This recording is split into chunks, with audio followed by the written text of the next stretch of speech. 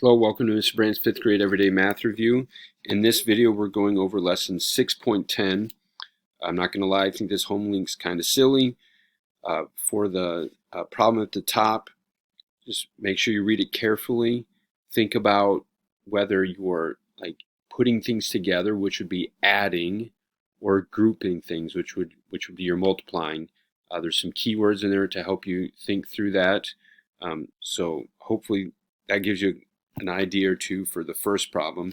For the practice, we just have some kind of fraction division like in the previous lesson, except for this one it's whole numbers divided by a fraction instead of a fraction divided by a whole number. So the example I'm going to start with is 8 divided by 1/4. So if I take 8 circles and divide each of those circles into fourths,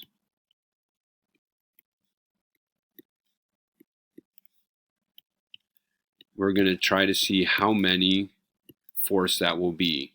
So I'm just going to count it out: 1, 2, 3, 4, 5, 6, 7, 8, 9, 10, 11, 12, 13, 14, 15, 16, 17, 18, 19, 20, 21, 22, 23, 24, 25, 26, 27, 28, 29, 30, 31, 32.